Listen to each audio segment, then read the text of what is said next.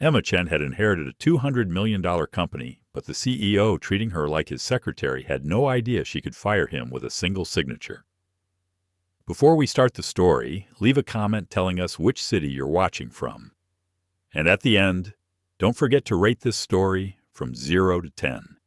Enjoy the story. The irony wasn't lost on her as she stood in the marble lobby of TechVision Solutions, clutching a folder marked Confidential and trying not to look as terrified as she felt. 3 days ago, she'd been Emma Chen, junior analyst at a mid-tier consulting firm in Chicago, surviving on instant ramen and student loan payments. Today, she was apparently Emma Chen, sole owner of one of Seattle's most innovative tech companies. "Ma'am, can I help you?" The receptionist's voice cut through her racing thoughts. The woman behind the sleek glass desk looked like she belonged in a magazine. Perfectly styled blonde hair, crisp white blouse, and a smile that managed to be both welcoming and intimidating. "I'm here to see Jake Morrison," Emma said, hoping her voice sounded steadier than she felt. "I'm the new efficiency consultant." The receptionist's perfectly manicured fingers flew across her keyboard. "Ah, yes, Ms. Chen. Mr. Morrison is expecting you. 32nd floor, corner office. The elevator is just—" "I'll find it," Emma interrupted, already heading toward the bank of elevators that looked like they belonged on a spaceship rather than in an office building. As the elevator climbed toward the 30th floor, Emma caught her reflection in the polished steel doors. Her shoulder-length black hair was pulled back in what she hoped was a professional bun, though several strands had already escaped. Her navy blue blazer was from Target, not Nordstrom, and her shoes were comfortable flats rather than the sky-high heels that seemed to be standard issue for every other woman in the building. She looked exactly like what she was pretending to be, a junior consultant trying to make a good impression. The truth was far more complicated. The elevator dinged softly, and Emma stepped into a hallway that screamed expensive taste. Floor-to-ceiling windows offered a breathtaking view of Elliott Bay, while modern art pieces that probably cost more than her annual salary lined the walls. At the end of the hallway, frosted glass doors bore the name Jake Morrison, CEO, in sleek silver letters. Emma knocked twice and waited. "Come in." The voice was deep, slightly impatient, and definitely not expecting to be impressed by whatever consultant Uncle Richard had hired before his sudden death. Emma pushed open the door and stepped into an office that could have doubled as a penthouse apartment. The space was enormous, with that same stunning water view, a sitting area with leather furniture that looked like it had never been used, and a desk the size of a small car. Behind that desk sat the man she'd been both, dreading and curious to meet. Jake Morrison was not what she'd expected. Her uncle's lawyer had described him as brilliant but difficult, which Emma had translated to mean another arrogant tech bro who thought the world owed him everything. The man studying her over wire-rimmed glasses, however, looked more like an overworked professor than a Silicon Valley stereotype. His dark hair was slightly mussed, as if he'd been running his hands through it, and his white dress shirt was wrinkled in a way that suggested he'd been wearing it for far longer than one day. There were dark circles under his brown eyes, and his jaw was set in the expression of someone who was perpetually braced for bad news. "Ms. Chen," he said, not bothering to stand or offer a handshake, "I have to admit, I'm not sure why Richard thought we needed another consultant. We've been analyzed, optimized, and consulted to death over the past year." Emma forced herself to walk calmly to the chair across from his desk, even though every instinct was screaming at her to run. This was insane. She was a 26-year-old with an MBA she'd earned through night school, and a total of 4 years of business experience, most of it involving spreadsheets and coffee runs. What was she doing pretending to advise the CEO of a company worth more than some small countries? "Mr. Morrison," she began, settling into the chair, and opening her folder to buy herself a few seconds to think. I understand your skepticism.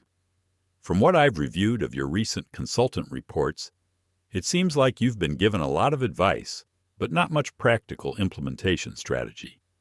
Jake's eyebrows rose slightly. You've reviewed our consultant reports?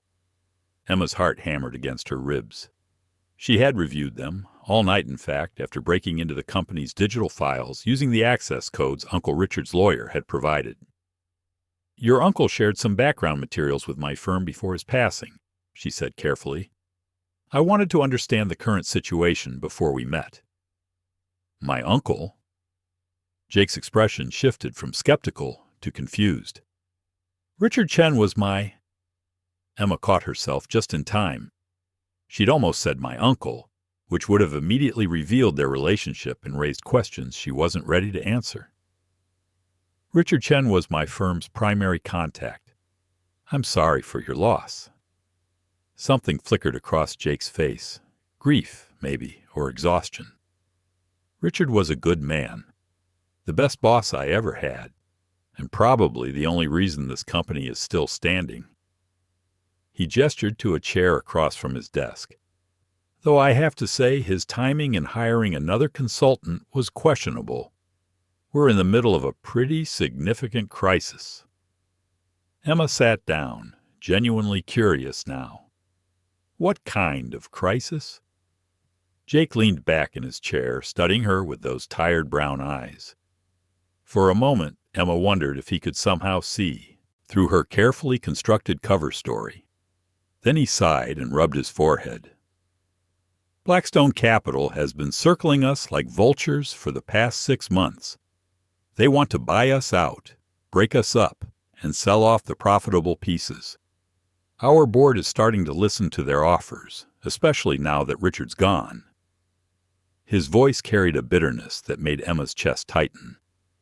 Apparently, a $40 million loss last quarter makes people nervous. 40 million? Emma tried to keep the shock out of her voice. The financial report she'd reviewed had mentioned losses, but she hadn't realized the scale. You sound surprised. Didn't your firm brief you on our financial situation? Emma scrambled for a response that wouldn't blow her cover. I prefer to hear the details directly from the source. Numbers on a page don't always tell the whole story. Jake's expression shifted slightly, and Emma thought she saw a flicker of approval. That's refreshing. Most consultants show up here convinced they understand our business better than we do after reading a few reports. Well, I'm not most consultants, Emma said, and for the first time since walking into the building, she felt like she might actually be telling the truth. Jake leaned forward, his elbows on his desk. All right, Ms. Chen. Since you prefer the direct approach, let me give you the real situation. TechVision Solutions has been hemorrhaging money for 2 years. We've got a revolutionary AI platform that could change everything, but we're burning through cash faster than we can raise it. Our biggest client is threatening to cancel their contract because our last software update had bugs. Half our development team is looking for other jobs because they're afraid we'll fold. And now Richard's gone, which means we've lost the one person who could talk the board out of selling to Blackstone. Emma absorbed this information, her mind racing. Uncle Richard had left her a company that was apparently on the verge of collapse. What do you think needs to happen? Honestly, Jake ran a hand through his already disheveled hair. I think we need a miracle, or we need someone with enough influence to convince the board that we're worth saving. Emma stared at him, realizing with a start that she was exactly the person he was describing. She had the influence. She owned the company, which meant she could control the board. The question was whether she had the courage to use it. Mr. Morrison, she said carefully, what if I told you that miracle might be closer than you think? Jake's laugh was dry and humorless. I'd say you're either incredibly optimistic or you don't understand how bad things really are. Emma looked around the office, taking in the expensive furniture, the stunning view, the man across from her who was clearly fighting to save something he believed in. Uncle Richard had built this company from nothing. Jake Morrison was trying to keep it alive. And somehow, through a twist of fate she still couldn't quite believe, the power to determine its future was sitting in a folder in her lap. "Why don't you show me around?" she said finally. "I'd like to see what we're working with." Jake stood, and Emma noticed for the first time that he was taller than she'd expected, probably 6'2" or 6'3". "Fair warning, Ms. Chen. This isn't going to be a pretty tour. You're about to see a company that's fighting for its life." As they walked toward the door, Emma couldn't help but think that Jake Morrison had no idea how literally true that statement was. TechVision Solutions wasn't just fighting for its life, it was fighting for hers too. Because whether Jake knew it or not, Emma Chen wasn't just another consultant. She was the owner, the boss, and quite possibly the only person who could save them all. She just had to figure out how to do it without destroying the growing respect she saw in Jake Morrison's eyes when he looked at the woman he thought was just there to help. What did you think of Emma and Jake's first meeting? Share your thoughts in the comments. Rate this story from 0 to 10. Subscribe to the channel and turn on notifications to follow all our stories. And don't forget to check out more captivating tales by clicking here at the end of the story. Jake Morrison's idea of a company tour, Emma quickly discovered, was less welcoming orientation and more corporate death march. "This is the development floor," he said, striding through a maze of cubicles without slowing down or looking back to see if she was keeping up. 53 engineers, 12 of whom have updated their LinkedIn profiles in the past month. Emma hurried to match his pace, her flats clicking against the polished concrete floors. The space was impressive: exposed brick walls, floor-to-ceiling windows, and workstations that looked like they belonged in a tech magazine. But there was something off about the atmosphere. The conversations were too quiet, the laughter too rare. "How do you know about the LinkedIn updates?" she asked, slightly out of breath. Jake finally glanced back at her, his expression somewhere between amused and irritated. "Because I pay attention to things that matter, Ms. Chen. When your key talent starts job hunting, you notice." They passed a break room where a handful of employees clustered around a coffee machine that looked like it cost more than Emma's car. The conversation stopped when they saw Jake, and the smiles that appeared seemed forced. "Mr. Morrison," a young woman with purple-streaked hair called out, "any word on the Hartwell account?" Jake's jaw tightened almost imperceptibly. "We're working on it, Sarah." The woman nodded, but Emma caught the look she exchanged with her colleagues. It wasn't confidence she saw there. It was resignation. "Hartwell?" Emma asked as they continued walking. "Our biggest client. They're threatening to terminate their contract because of some bugs in our last software release." Jake's voice was carefully neutral, but Emma could hear the frustration underneath. "They represent about 30% of our revenue." Emma did quick math in her head. If they lost 30% of their revenue on top of already losing $40 million last quarter, that would be catastrophic. "Very good, Ms. Chen. I see your firm taught you basic arithmetic." The sarcasm hit like a slap, and Emma felt her cheeks burn. She'd been trying to show that she understood the gravity of the situation, not demonstrate her mathematical abilities. "I wasn't trying to—" "Look!" Jake stopped so suddenly that Emma nearly collided with him. "I know Richard hired you, and I'm sure you're very good at whatever it is consulting firms do. But I don't have time to hold your hand and explain every detail of our operations. Either you can keep up, or this is going to be a very short consultation." Emma stared at him, seeing him clearly for the first time. The expensive suit couldn't hide the tension in his shoulders, and the confident tone couldn't mask the exhaustion in his eyes. Jake Morrison wasn't being condescending because he thought she was incompetent. He was being defensive because he was scared. "You're right," she said quietly. I'm sorry. Please continue. Something in her tone must have surprised him because his expression softened slightly. The quality assurance team is down this hall, he said, his voice less sharp than before. They walked in relative silence for a few minutes, passing conference rooms where small groups huddled over laptops and whiteboards, covered in diagrams that looked like abstract art to Emma. She found herself studying Jake's profile as he pointed out various departments. He had the kind of face that probably looked younger when he smiled. Strong jawline, straight nose, and those brown eyes that seemed to take in everything at once. "This is our AI development lab," Jake said, stopping in front of a glass-walled room where a dozen people stared intently at multiple monitors. The crown jewel of TechVision solutions. Emma peered through the glass, watching lines of code scroll across screens at dizzying speed. "What exactly does your AI platform do?"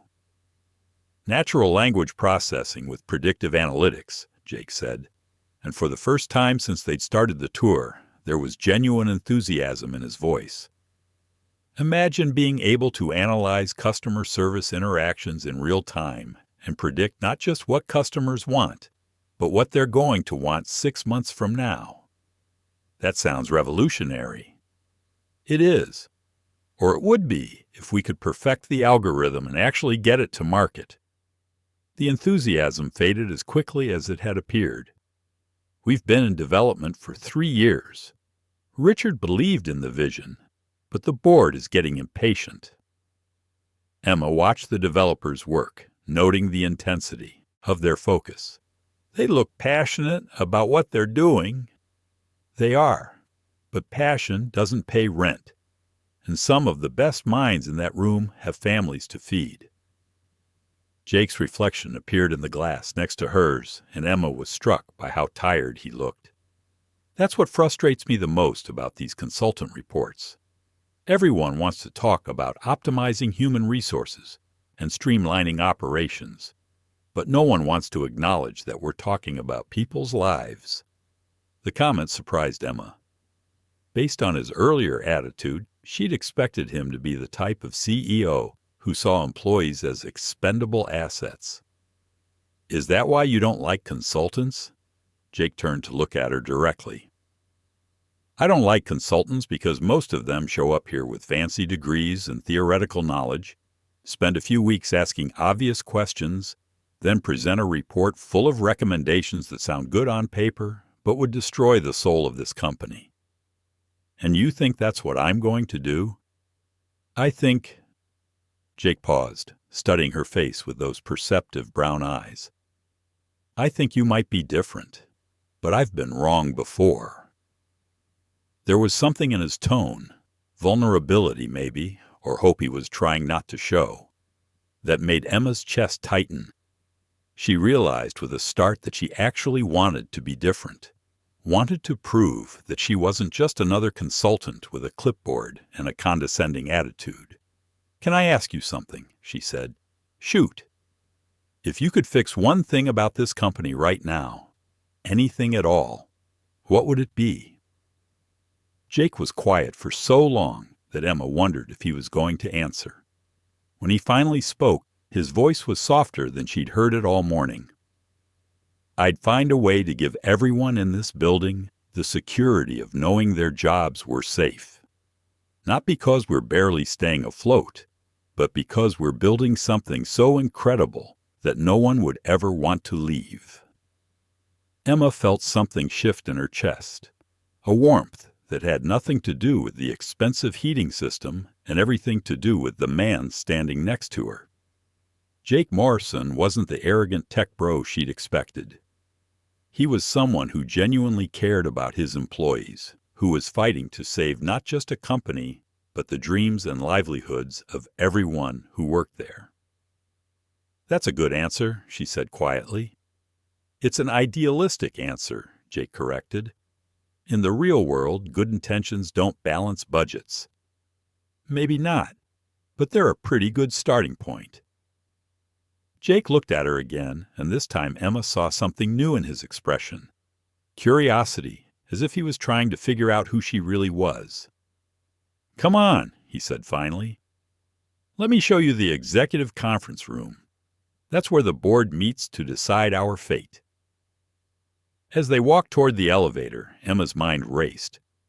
She'd been so focused on the deception, on maintaining her cover as a OPE consultant, that she hadn't really thought about what she would do with the power she'd inherited. But watching Jake's genuine concern for his employees, seeing the fear and hope in the faces they'd passed during the tour, she was beginning to understand the weight of the responsibility that had fallen into her lap. She owned this company.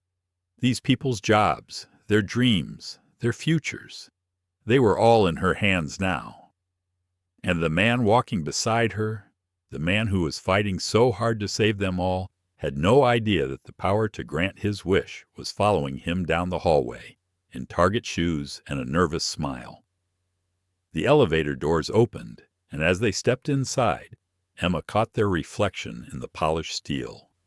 They looked like exactly what they were supposed to be: a CEO and a consultant, professional colleagues discussing business strategy. What the reflection couldn't show was the secret that was burning in Emma's chest, or the growing realization that she was starting to care more about proving herself to Jake Morrison than about protecting her own cover story.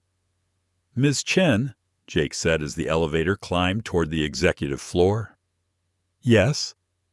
"Thank you for asking the right questions. It's been a while since someone seemed genuinely interested in the answers." Emma managed a smile, even as guilt twisted in her stomach. "That's what I'm here for." But as the elevator doors opened to reveal the executive conference room where her future and Jake's were about to become impossibly intertwined, Emma couldn't shake the feeling that she was about to discover just how complicated doing her job was going to be, especially when her job meant lying to the one person who was starting to matter more than she'd ever expected.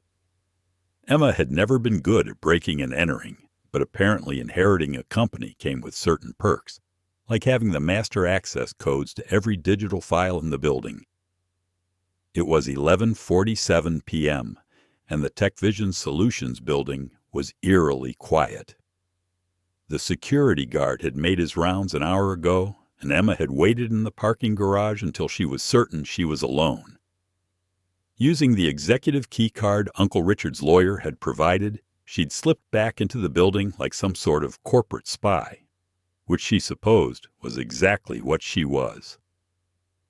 The elevator hummed softly as it carried her to the executive floor. Emma's reflection stared back at her from the polished steel doors, hair in a messy ponytail, wearing jeans and a Northwestern University sweatshirt instead of her consultant costume. She looked like what she really was, a 26-year-old woman who was in way over her head. Jake's office was dark, but the city lights filtering through the floor-to-ceiling windows provided enough illumination for her to navigate to his desk. She pulled out her laptop and connected it to the company's internal network, her fingers flying across the keyboard as she accessed financial records, employee files, and board meeting minutes. What she found made her stomach drop. The situation was worse than Jake had let on. Much worse. According to the internal financial reports, TechVision Solutions had been hemorrhaging money for 18 months. The AI platform that Jake spoke about with such passion was still at least 6 months away from being market ready, and they were burning through cash at a rate that would leave them bankrupt by Christmas. But that wasn't the most disturbing discovery. Emma pulled up the board meeting minutes from the past year and felt her blood run cold. There it was, in black and white. Blackstone Capital hadn't just been circling the company. They'd been actively working with someone on the inside, someone who had been feeding them confidential information about TechVision's financial struggles and internal operations. Someone was sabotaging the company from within. Emma leaned back in Jake's chair, trying to process what she was reading. The minutes didn't name the source, but the level of detail in Blackstone's offers suggested they knew things that only a senior executive would have access to. Personnel information, financial projections, details about the AI platform's development timeline. It was all there. Her phone buzzed, making her jump. A text from her roommate in Chicago. "How's the new job?" "You didn't die of a heart attack meeting the scary CEO, did you?" Emma almost laughed. Scary CEO.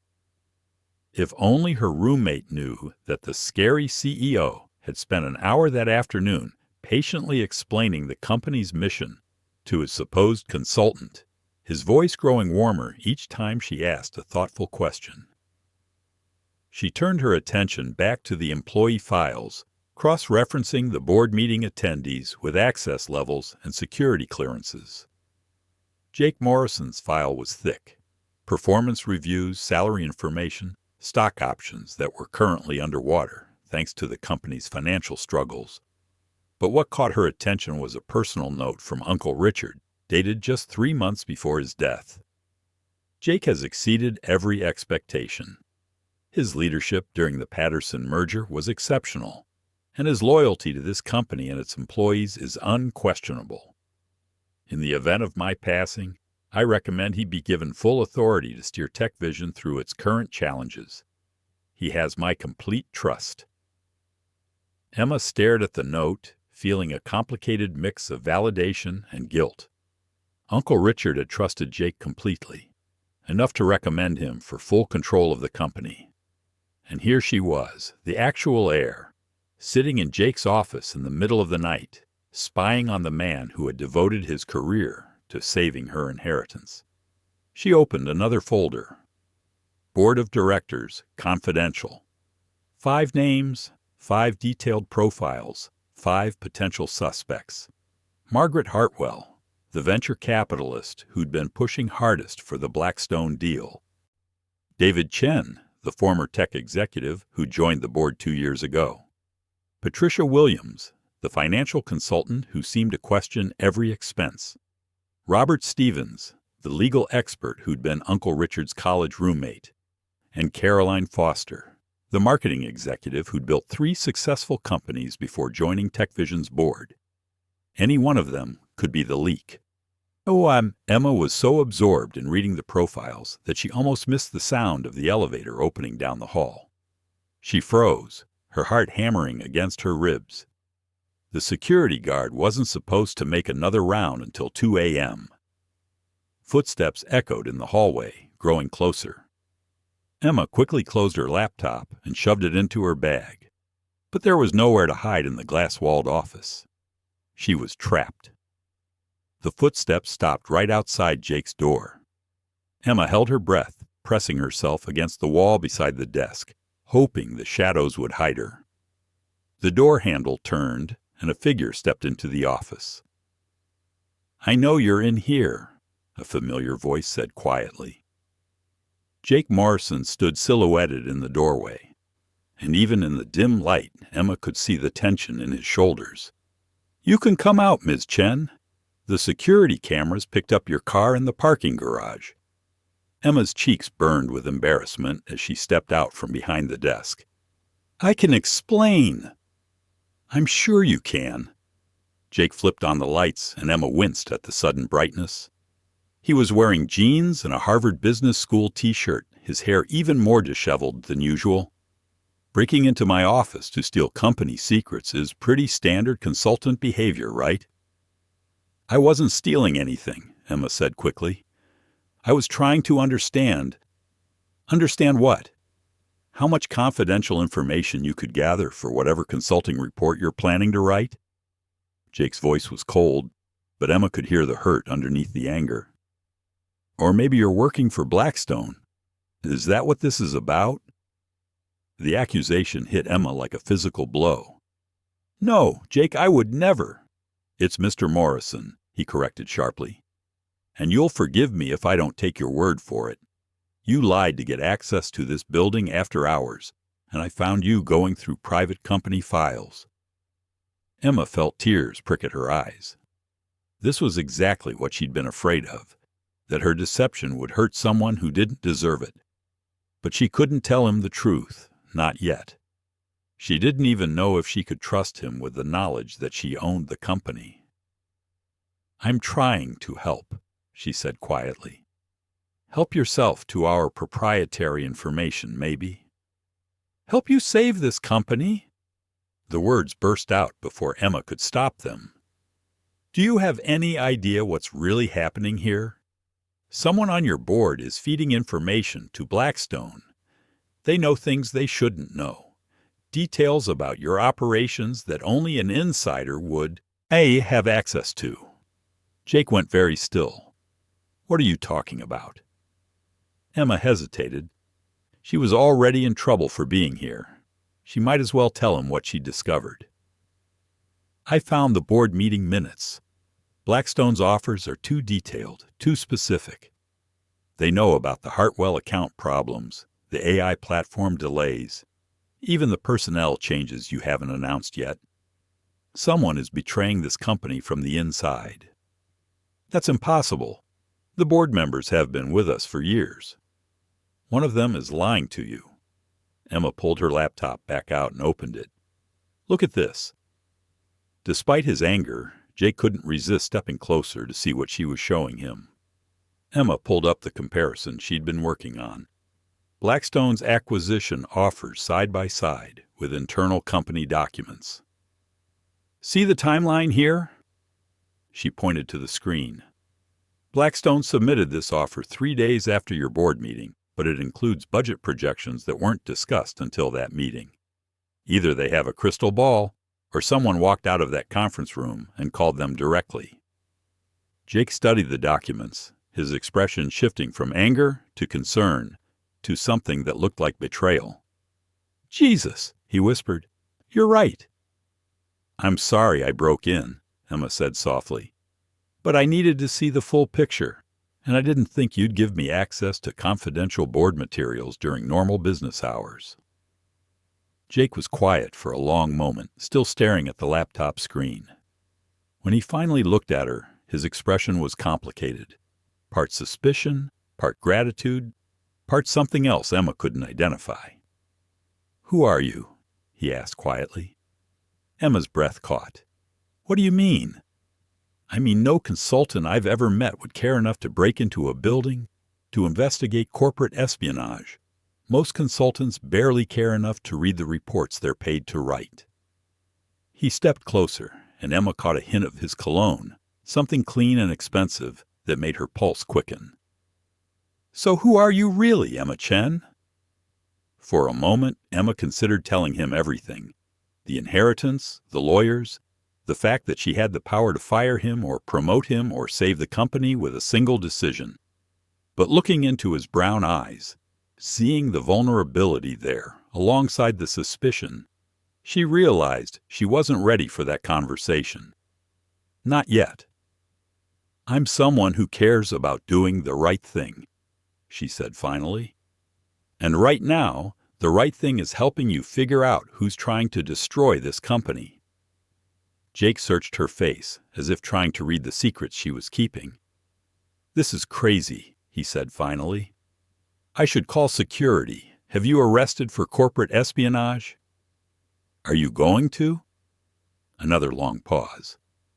Then Jake sighed and ran a hand through his hair. "Number. Because as insane as this situation is, you're right about the leak. And if someone on my board is sabotaging us, I need to know who." Emma felt relief flood through her. "So we're partners in this investigation?" "We're temporarily aligned in our interests," Jake corrected, but there was less ice in his voice than before. "Don't mistake that for trust, Ms. Chen. You still broke into my office, and you still haven't given me a satisfactory explanation for why you care so much about a company you met yesterday." Emma nodded, knowing she couldn't give him the explanation he deserved. Not yet. "I understand." "Good." Jake looked at his watch. "It's almost midnight. We should both go home before security makes another round." As Emma packed up her laptop, she could feel Jake watching her. There was a tension in the air between them, an awareness that hadn't been there during the professional tour earlier that day. Maybe it was the late hour, or the intimate setting, or the fact that they just uncovered a potential conspiracy together. but something had shifted. "Emma," Jake said as they walked toward the elevator together. "Yes." "Be careful. If someone on the board is willing to sell out the company, they might be willing to do worse to protect their secret." The concern in his voice made Emma's chest warm. "I'll be careful. And next time you want to investigate corporate espionage, maybe try asking for help instead of breaking and entering." Emma looked at him, noting the slight smile playing at the corner of his mouth. "Next time?" "There's going to be a next time, isn't there?" "You're not the type to let this go." Emma smiled back. "Probably not." As the elevator carried them down to the parking garage, Emma caught their reflection in the polished doors again. They still looked like what they were supposed to be, a CEO and a consultant working late on a difficult problem. But now there was something else in the image, something that made Emma's pulse quicken and her resolve waver. They looked like partners, like a team. And Emma was beginning to realize that the hardest part of her deception might not be keeping her identity secret from Jake Morrison. It might be keeping herself from falling for him while she did it. The crisis hit TechVision Solutions like a tsunami at 9:30 a.m. on a Tuesday morning. Emma was reviewing employee satisfaction surveys when Jake burst into the conference room she'd been using as a temporary office, his face pale and his usually perfect hair disheveled. "We need to talk. Now." His voice carried an urgency that made Emma's stomach clench. "What happened?" Jake closed the door and leaned against it. "Blackstone just submitted a formal acquisition offer to the board. $68 million cash deal with a deadline of Friday afternoon." Emma felt the blood drain from her face. "This Friday? As in, 4 days from now?" "Exactly." Jake began pacing the small room like a caged animal. "They're forcing an emergency board meeting for Thursday. If we can't present a compelling counter-strategy by then, the board will vote to accept their offer." "Can they do that? Just force a sale?" "With Richard gone, I don't have enough voting shares to block it." Jake's laugh was bitter. "The irony is that Richard's heir apparently owns controlling interest, but the lawyers won't tell us who that is or when they'll take an active role in company decisions." Emma's mouth went dry. She was Richard's heir. She had the controlling interest. She could stop this sale with a single vote, but she couldn't reveal that without destroying everything she'd built with Jake over the past few days. "What do you need from me?" she asked quietly. Jake stopped pacing and looked at her directly. "I need your help putting together a presentation that will convince the board we're worth more alive than dead. You found the leak, which means you understand our vulnerabilities. Maybe you can help me figure out how to turn them into strengths."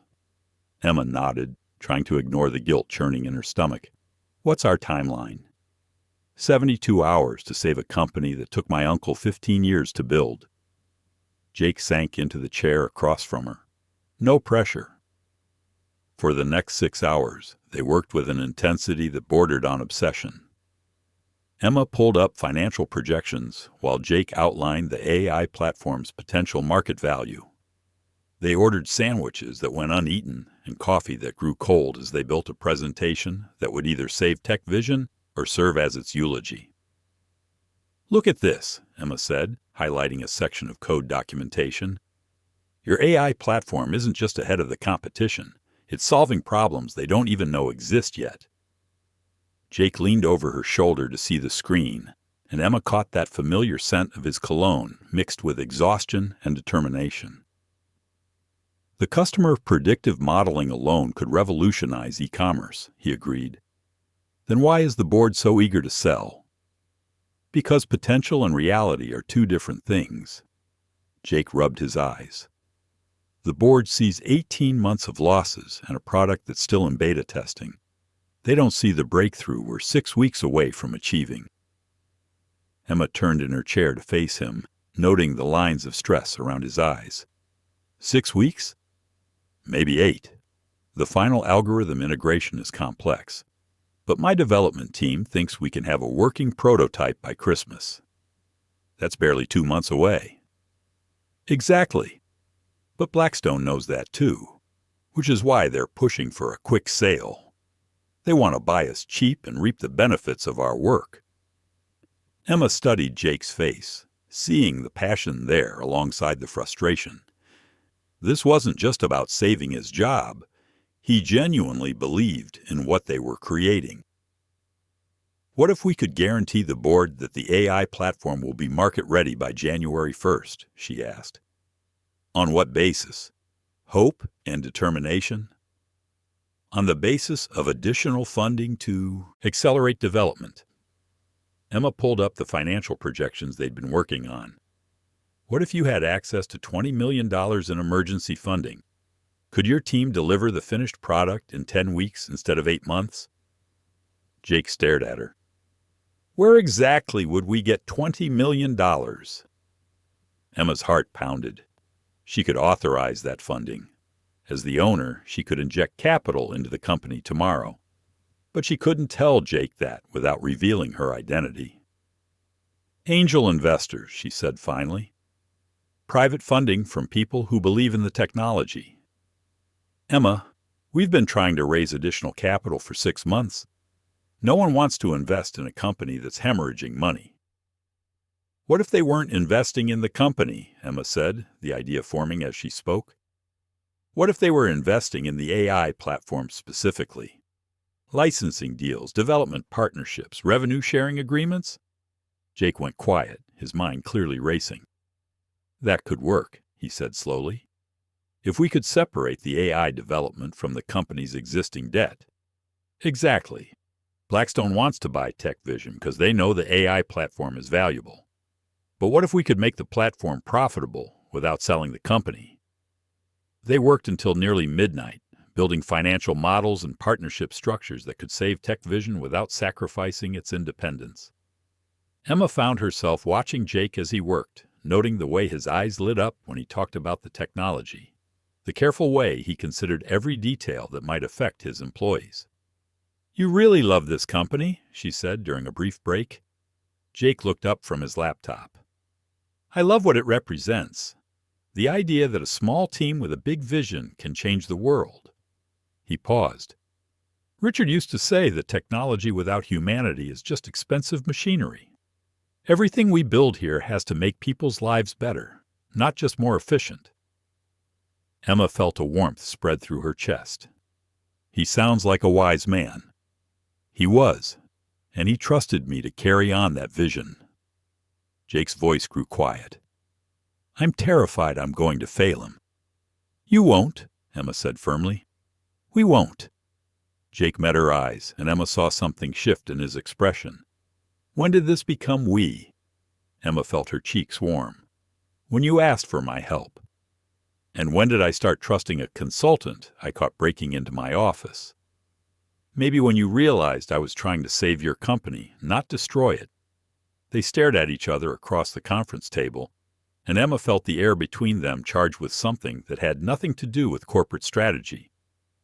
Jake reached across the table and covered her hand with his. Emma, he said quietly, I need you to know that whatever happens Thursday, I'm grateful you're here. His hand was warm and calloused, and Emma had to resist the urge to turn her palm up and intertwine their fingers. We're going to save TechVision, she said. How can you be so certain? Because I own it, Emma thought. Because I have the power to stop this sale, and I'm not going to let Blackstone destroy what you've built. Because, she said instead, sometimes the right team can work miracles. Jake smiled, and Emma realized it was the first real smile she'd seen from him since they'd met. In that case, he said, we'd better get back to work. As they returned to their laptops and financial projections, Emma tried to ignore the guilt gnawing at her conscience. She was helping Jake build a strategy to save a company she already owned, creating solutions for problems she could solve with a phone call to her uncle's lawyers.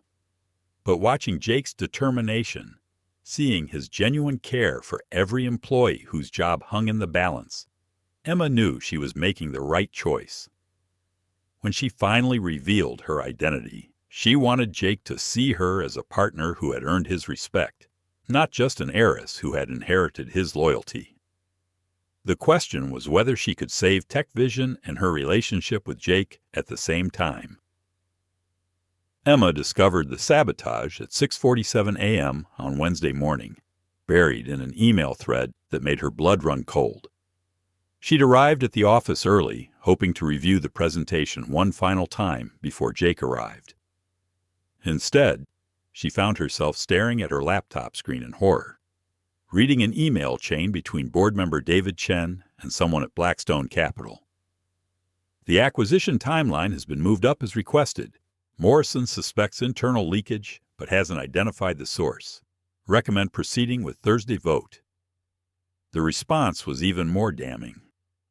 Excellent. The additional intel you provided about their AI timeline was invaluable. Your compensation will be transferred as discussed. Emma's hands shook as she forwarded the emails to herself, then deleted the evidence from the company server. David Chen wasn't just leaking information, he was being paid for it. "You're here early." Jake's voice made her jump. He stood in the conference room doorway holding 2 cups of coffee, his hair still slightly damp from a shower. "I wanted to review our presentation," Emma said, quickly closing her laptop. Jake handed her a coffee and sat down beside her. "You look like you've seen a ghost."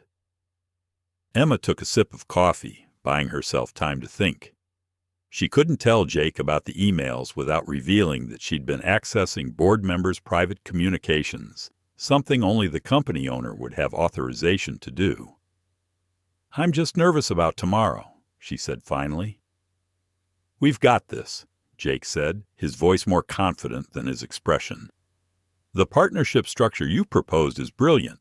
If we can convince the board that the AI platform is worth more as a licensing deal than a corporate sellout—" "Jake," Emma interrupted, "what if I told you I was certain David Chen is the leak?" Jake went very still. "What do you mean?" Emma chose her words carefully. "Hypothetically, if you had proof that David Chen was feeding information to Blackstone, what would you do?" "I'd confront him immediately." Jake's voice was hard. "But Emma, that's a serious accusation. David's been with us for 2 years. He was one of Richard's most trusted advisors. Sometimes the people we trust most are the ones who hurt us worst." Jake studied her face. "You're not speaking hypothetically, are you? You found something?"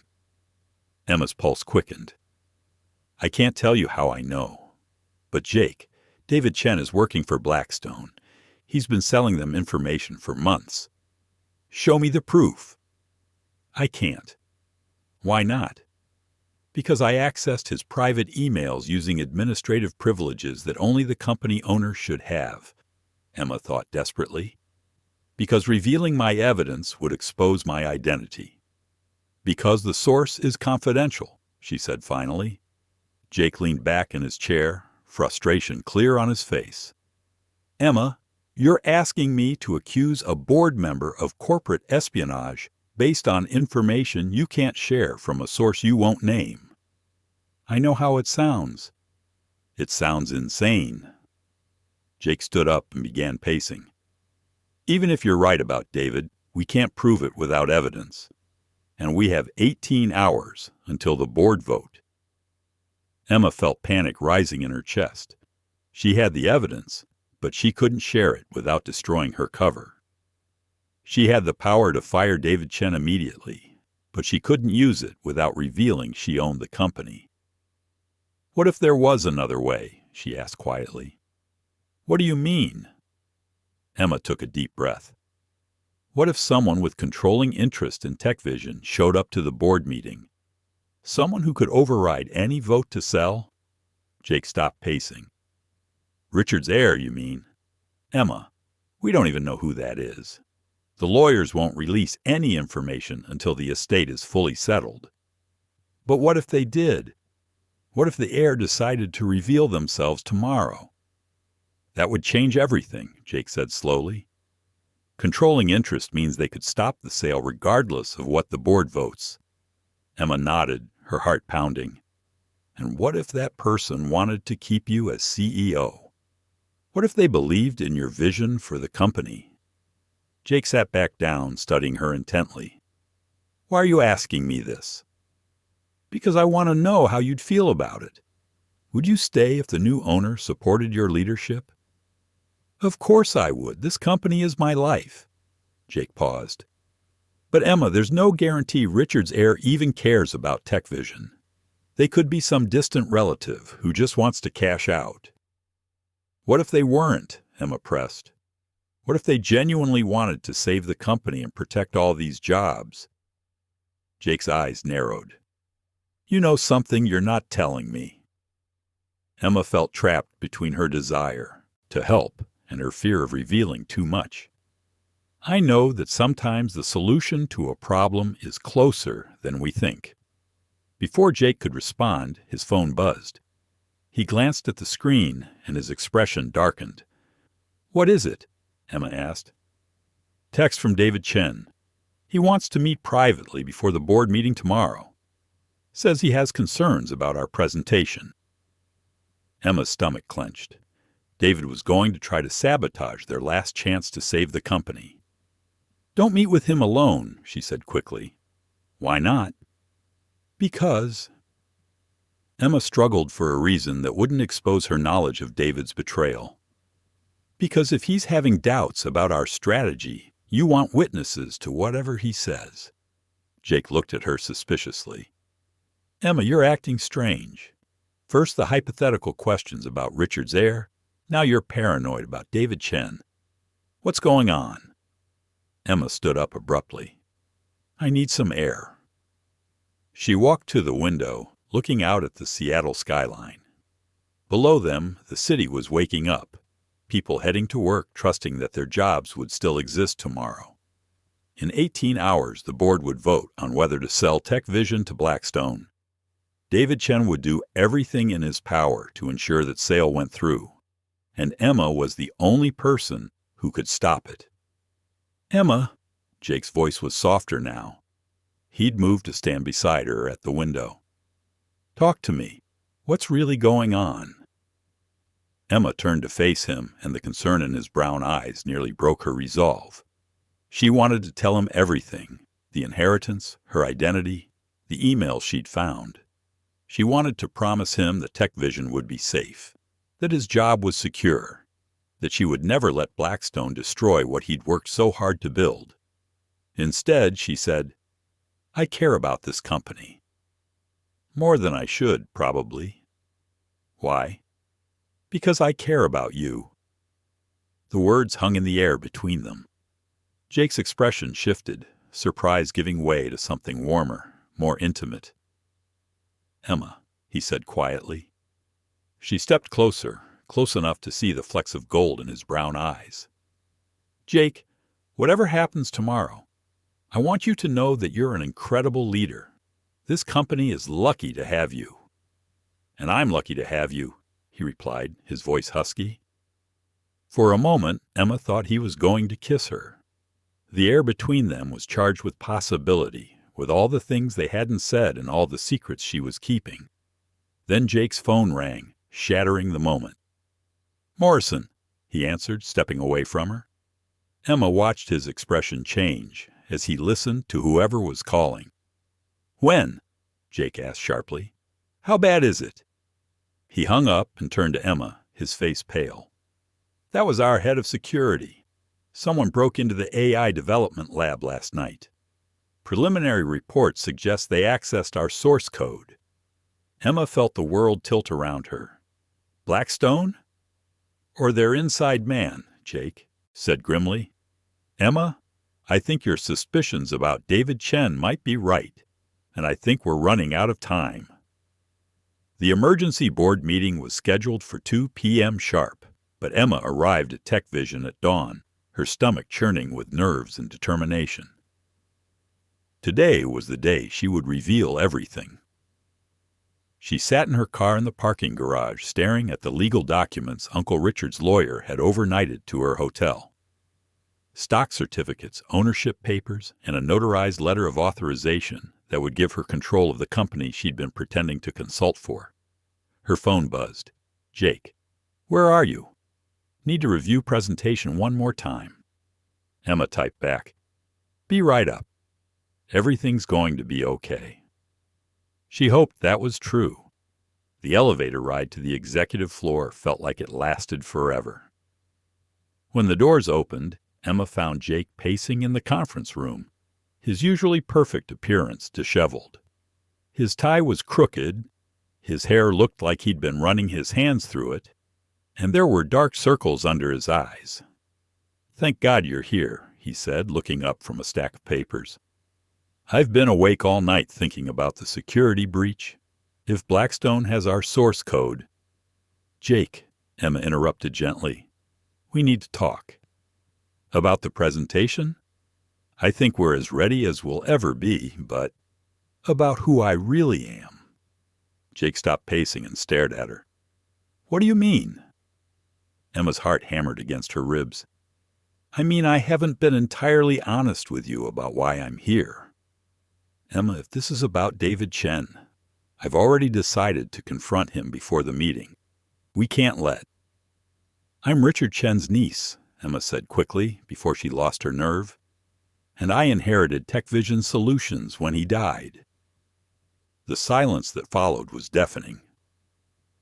Jake's face went through a series of expressions: confusion, disbelief, and finally something that looked like betrayal.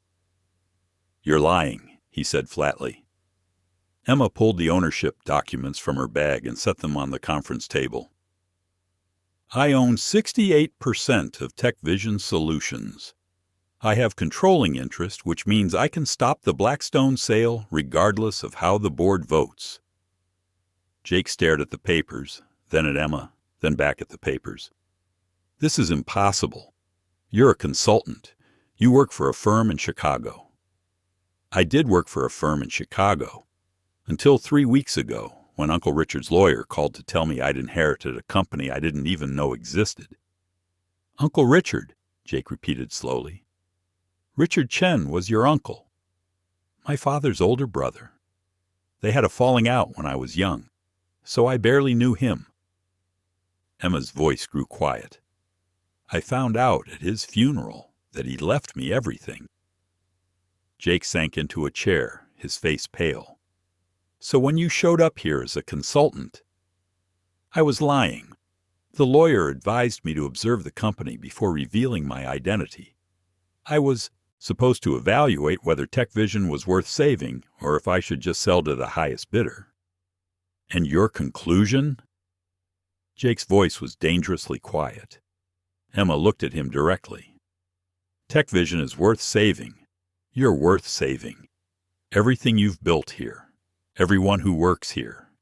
It all matters." "How long have you known?" "Known what?" "How long have you known you could stop this sale?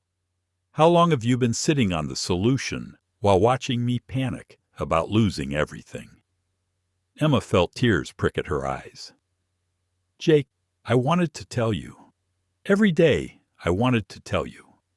But I needed to know who you really were first." Jake laughed, but there was no humor in it.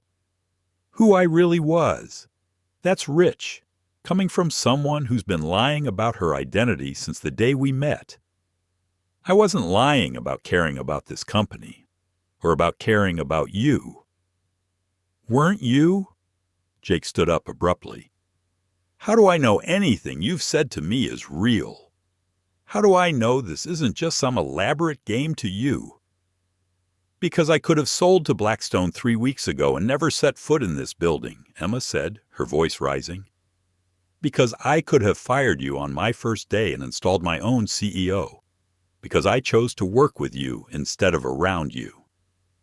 Jake was quiet for a long moment, studying her face. "The board meeting starts in 6 hours." "I know. And you're planning to reveal your identity then?" "Yes. I'm going to stop the sale and keep you as CEO, if you'll stay." "If I'll stay," Jake repeated. "Emma, you just told me you own my company. You just admitted you've been lying to me for weeks, and now you're asking if I'll stay? Emma felt her heart breaking. I'm asking if you can forgive me for handling this badly. I'm asking if you can see past the deception to the reasons behind it. Jake walked to the window, staring out at the city below. You want to know what the hardest part of this is? What?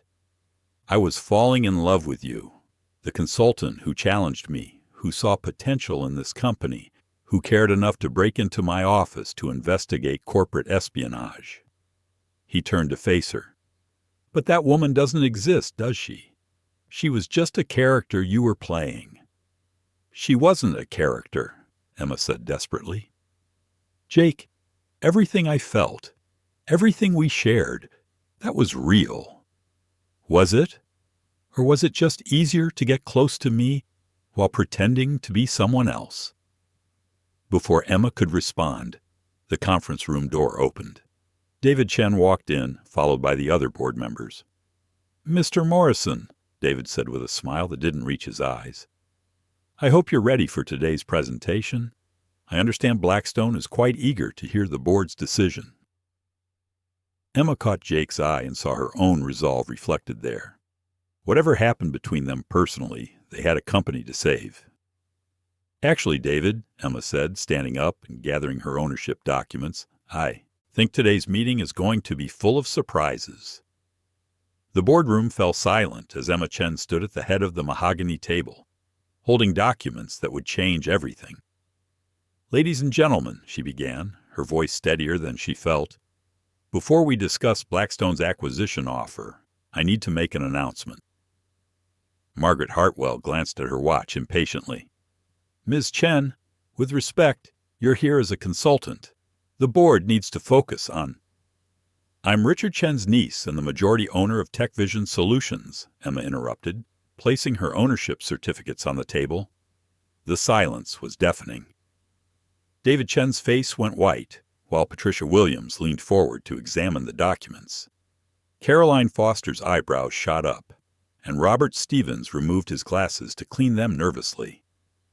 That's impossible, David said, his voice tight. We would have been notified. The estate was being settled, Emma replied calmly. As of this morning, I hold 68% controlling interest. Jake sat frozen in his chair, watching the scene unfold. Emma caught his eye briefly, seeing a mix of admiration and hurt there that made her chest ache. Margaret Hartwell recovered first. Ms. Chen, this is highly irregular. You've been observing our operations under false pretenses. I've been evaluating my inheritance, Emma corrected.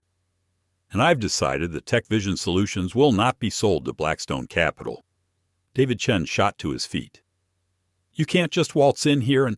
Actually, I can, Emma said firmly. I own this company. But more importantly, I've discovered that someone on this board has been feeding confidential information to Blackstone for months. The tension in the room ratcheted up another notch. Emma pulled out printed copies of the emails she'd found and distributed them around the table.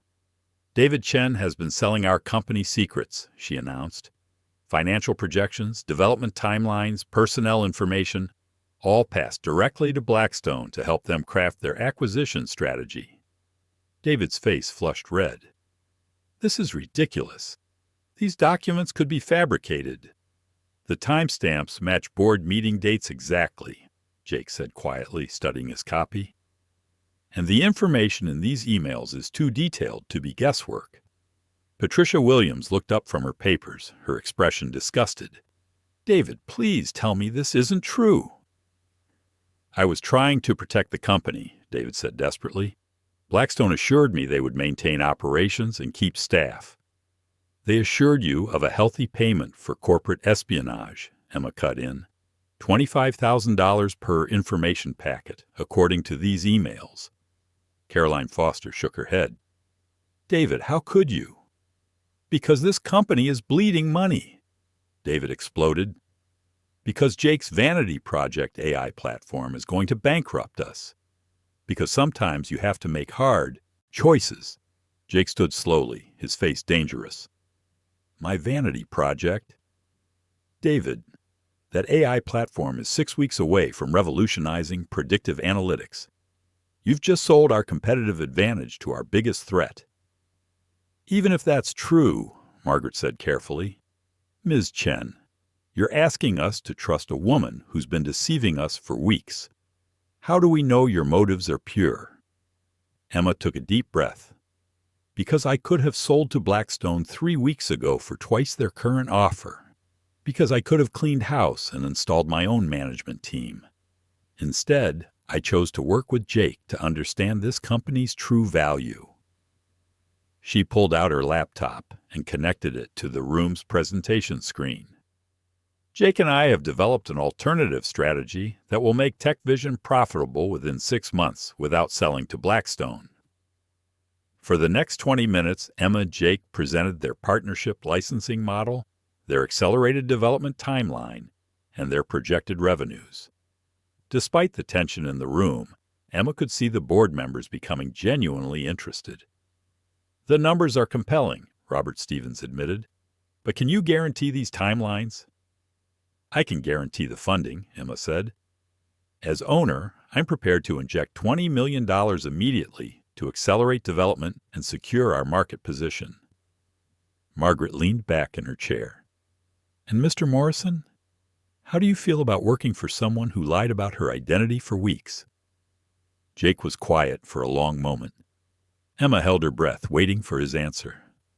Emma Chen saved this company, he said finally.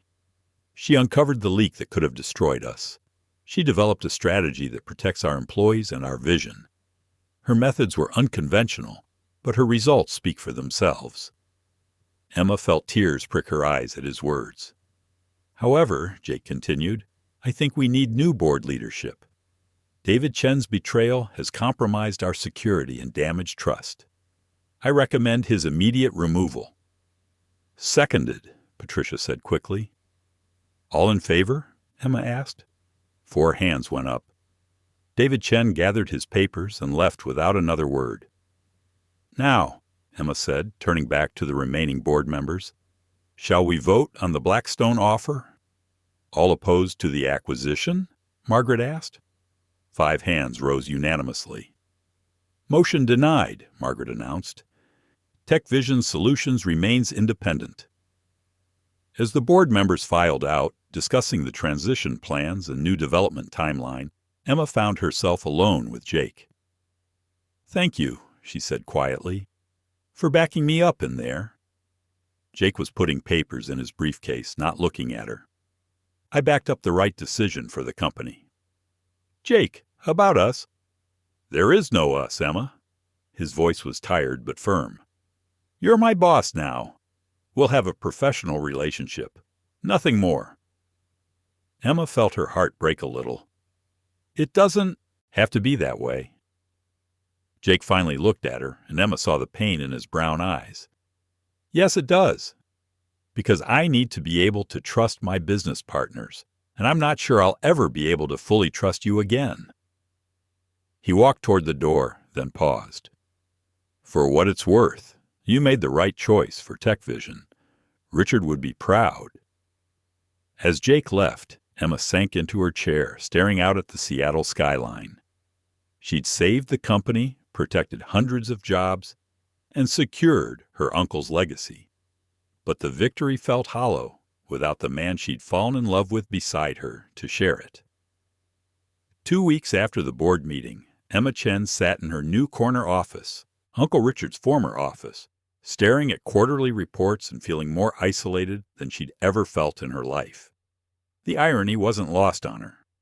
She owned a $200 million company, commanded respect from investors across the tech industry, and had single-handedly saved hundreds of jobs.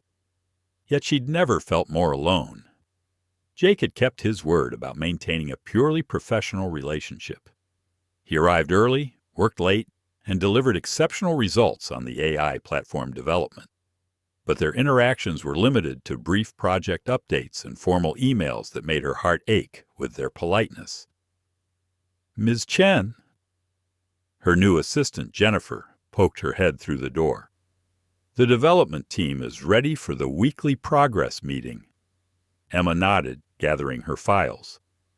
The weekly meetings had become a form of exquisite torture. An hour of sitting across from Jake while he presented technical updates in the same tone he might use with a stranger. The conference room buzzed with excited energy when Emma entered. The development team had made significant progress, and the AI platform was ahead of schedule.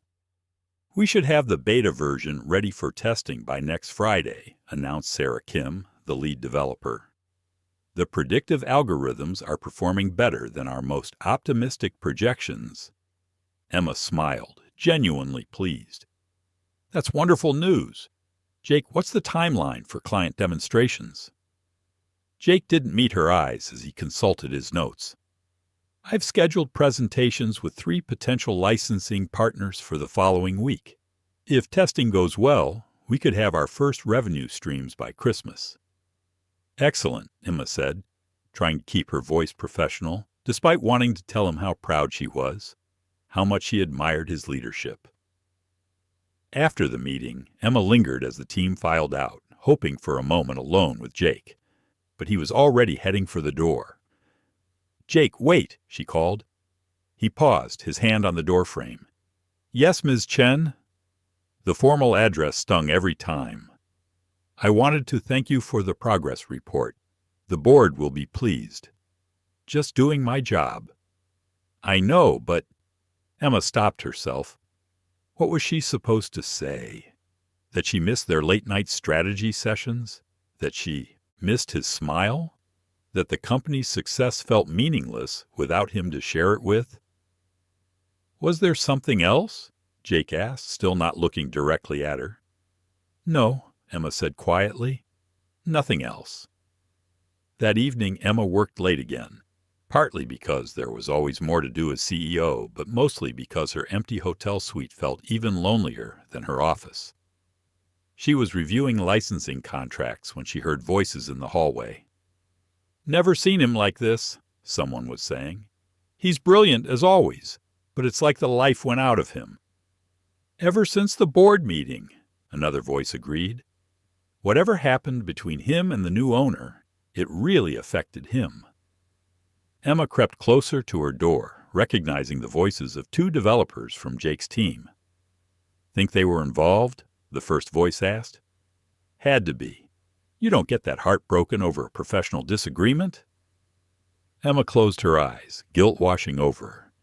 She'd saved Tech Vision, but destroyed any chance of happiness with Jake in the process. Her phone buzzed with a text from her former roommate in Chicago. "How's life as a secret billionaire? Please tell me you're living it up in Seattle." Emma stared at the message, then typed back. "Turns out money can't buy the things that actually matter." The response came quickly. "Uh-oh. Want to talk about it?" Emma deleted the message without responding. How could she explain that she'd inherited everything she'd ever dreamed of professionally, only to lose the person who made those dreams worth pursuing? Around midnight, she finally gave up on work and headed for the elevator. The building was quiet except for the hum of the air conditioning and the distant sound of a janitor's cart. As the elevator descended, it stopped on the 15th floor. Emma's heart jumped when Jake stepped on, looking as surprised to see her as she was to see him. "Working late again?" she asked, immediately regretting how awkward she sounded. "Final review of the beta testing protocols," Jake replied, pressing the parking garage button. "You!" "Licensing agreements." They stood in silence as the elevator continued its descent. Emma caught Jake's reflection in the polished doors and noticed the dark circles under his eyes, the tension in his shoulders. He looked as exhausted as she felt. "Jake," she said suddenly, unable to bear the silence anymore. "I'm sorry." He finally looked at her directly. "For what?" "For lying to you. For handling everything so badly. For making you feel like you couldn't trust me." Jake was quiet for a long moment. "Emma, the lying wasn't the worst part." What was? The worst part was realizing that the woman I fell for might not have been real, that maybe you were just playing a role to get close to me. The elevator reached the parking garage, but neither of them moved to get off. She was real, Emma said quietly. Everything I felt, every conversation we had, every moment we shared, that was the real me. The only thing that was fake was my job title. Jake studied her face. How am I supposed to know that? How am I supposed to trust my own judgment when I completely misread who you were? Because you didn't misread who I was, Emma said desperately. You saw exactly who I am. Someone who cares about this company, who believes in what you're building, who... She stopped herself before saying, who loves you? Who what? Emma met his eyes. Who wishes she could go back and handle everything differently? The elevator doors started to close, and Jake reached out to stop them. For a moment, Emma thought he might say something, might give her hope that they could find their way back to each other. Instead, he stepped off the elevator. Good night, Emma. As the doors closed between them, Emma felt tears she'd been holding back for 2 weeks finally spill over. She'd won the battle for TechVision's independence, but she was losing the war for Jake's heart. And she was beginning to wonder if some victories were worth the price of everything else. The crisis that brought Emma and Jake back together came from the last place either of them expected, their greatest success. Emma was reviewing the beta testing results when her phone rang at 7 a.m. on a Thursday morning. The caller ID showed Jake's name, and her heart jumped despite herself. Emma, Jake's voice was tense. We have a problem, a big one. What happened? Blackstone just filed a patent infringement lawsuit against us. They're claiming our AI platform violates 3 patents they acquired last month. Emma felt the blood drain from her face. How is that possible? Our technology is completely original. Apparently not. They're seeking an immediate injunction to stop all development and testing. If they win, we lose everything. Emma was already grabbing her keys. I'll be there in 20 minutes. When she arrived at TechVision, she found Jake in the conference room surrounded by lawyers and technical documents. His hair was disheveled, his tie askew, and he looked like he hadn't slept in days. Show me everything, Emma said, settling into the chair beside him without thinking about professional distance. For the next 4 hours, they worked side by side, analyzing patent claims and technical specifications. The lawyers explained that Blackstone had purchased a portfolio of broadly written software patents specifically to target TechVision. It's a classic patent troll strategy, explained their lead attorney. The patents are vague enough that they can claim almost any AI technology infringes on them. Can we fight it? Emma asked. We can try, but litigation could take years and cost millions. Meanwhile, the injunction would shut down your development completely. Jake rubbed his forehead, exhaustion clear in every line of his body. There has to be another way. Emma studied the patent documents, her mind racing. What if we could prove prior art? Show that the concepts covered by these patents were already in use before Blackstone acquired them. We'd need documentation going back at least 2 years, the lawyer said. Technical specifications, development notes, anything that proves you were working on this technology before these patents were filed. Jake went very still. Richard's lab notebooks. What? Emma asked. Your uncle kept detailed development journals for every project. He was old school about documentation. Jake looked at Emma directly for the first time in weeks. But they're in his private study at home. I don't know if the estate has access to them. Emma's pulse quickened. I have access. As his heir, I inherited his house and everything in it. Emma, if those notebooks contain the proof we need, then we need to get them, now. An hour later, Emma and Jake stood in the doorway of Uncle Richard's study. surrounded by shelves of technical journals that dated back 20 years. The room smelled like leather and old books, with family photos scattered among the business documents. "There," Jake pointed to a section marked AI Development, Tech Vision. "Those journals should cover the last 3 years of research." They worked in focused silence, photographing pages and cross-referencing dates with the patent filings. Emma found herself watching Jake as he worked, noting the careful way he handled her uncle's journals, the respect in his voice when he quoted Richard's technical notes. "Here," Jake said suddenly. "Look at this entry from 18 months ago." Emma leaned over his shoulder to read, catching that familiar scent of his cologne. The journal entry detailed exactly the algorithmic approach that Blackstone was claiming as their own invention. "This proves prior art," Emma said excitedly. "Uncle Richard was developing this concept 6 months before Blackstone's patent was even filed." Jake looked up at her, and for the first time in weeks she saw genuine warmth in his brown eyes. "Emma, this could save the company." "We could save the company," she corrected softly.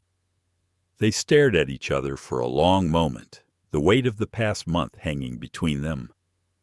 Emma was acutely aware of how close they were sitting, how Jake's hand was resting just inches from hers on the desk. "Jake," she began quietly, "these past few weeks—" "I know," he said, his voice rough. "I've been thinking about what you said in the elevator, about the woman I fell for being real." Emma's heart hammered against her ribs. And I realized that the woman who spent hours helping me save this company, who broke into my office to investigate corporate espionage, who cared enough about our employees to lie about her own identity, that woman is exactly who I thought she was. Jake, I was angry about the deception, but I think I was more angry about feeling foolish, about realizing I'd fallen in love with my boss without knowing it. Emma felt tears prick her eyes. "I fell in love with you too. That's why I couldn't tell you who I was. I was terrified you'd think I was just playing games." Jake reached over and touched her hand gently. "I don't think that anymore. What do you think?" "I think," Jake said, moving closer, "that Richard would be proud of both of us. We're about to save his company together." "Together," Emma repeated, liking the sound of it. Jake's phone buzzed, breaking the moment. He glanced at it, and his expression grew serious. "The lawyers want these documents immediately. The injunction hearing is tomorrow morning."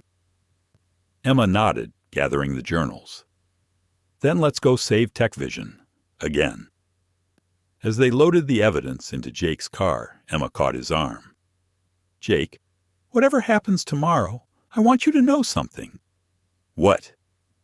"I'd rather have you as a partner than own 100 companies without you." Jake smiled, the first genuine smile she'd seen from him in weeks. "Good thing you don't have to choose." "Is that a yes to staying?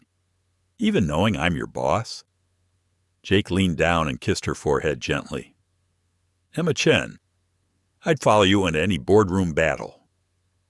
As they drove back to TechVision with the evidence that would save their company, Emma felt hope blooming in her chest for the first time in weeks.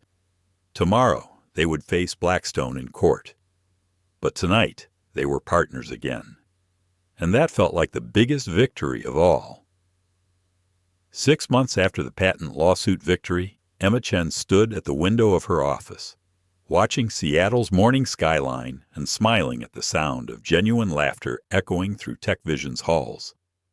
The company had transformed beyond her wildest expectations.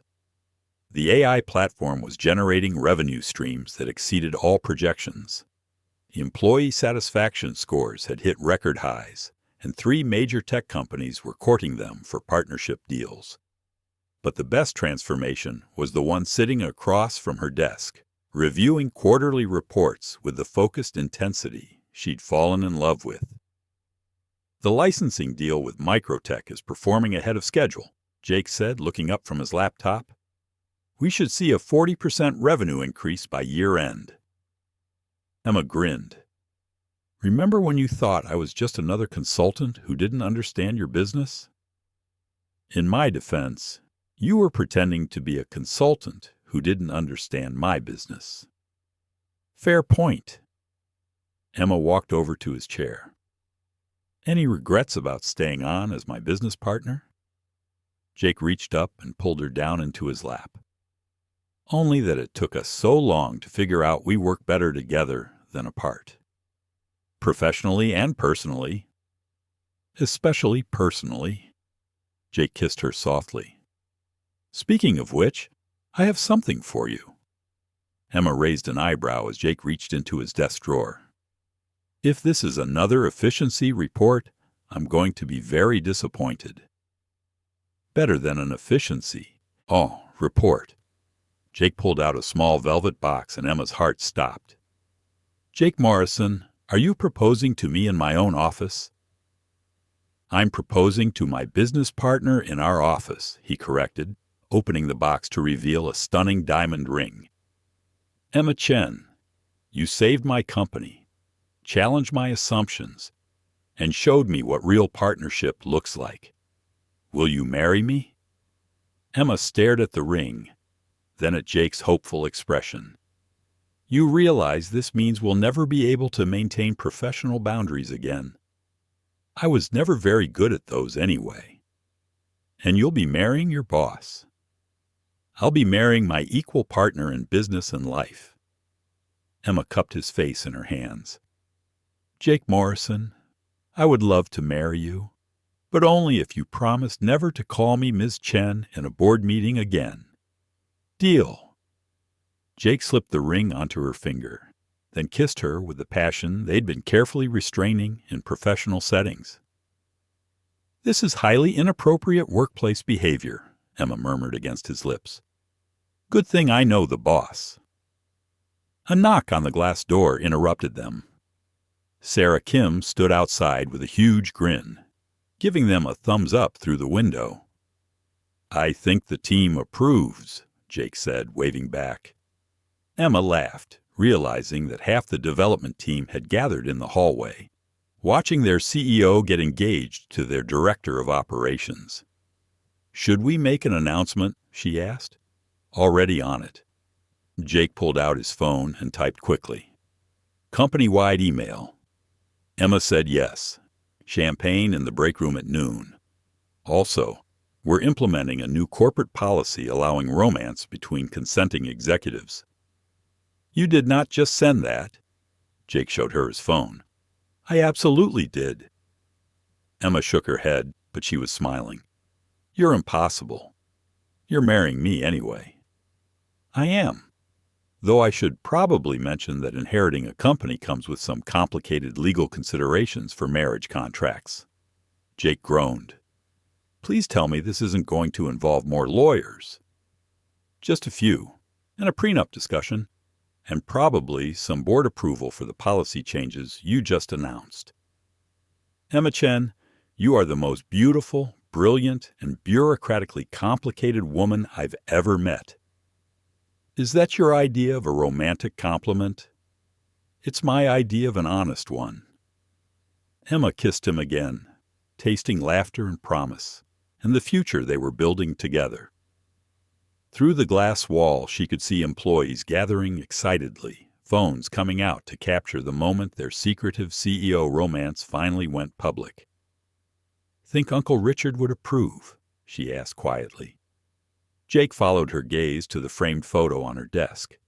Uncle Richard at TechVision's founding, young and optimistic, and full of dreams for what the company could become.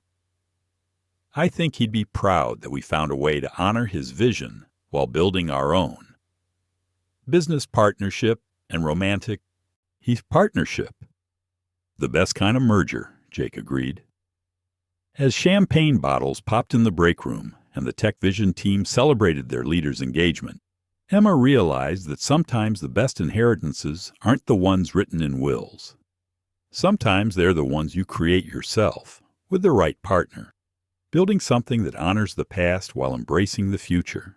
And sometimes, the richest woman in Seattle is the one who found love by pretending to be someone else, only to discover that the real treasure was being exactly who she was meant to be. What did you think of Emma and Jake's love story? Share your thoughts in the comments. Rate this story from 0 to 10. Subscribe to the channel and turn on notifications to follow all our stories. And don't forget to check out more captivating tales by clicking here at the end of the story.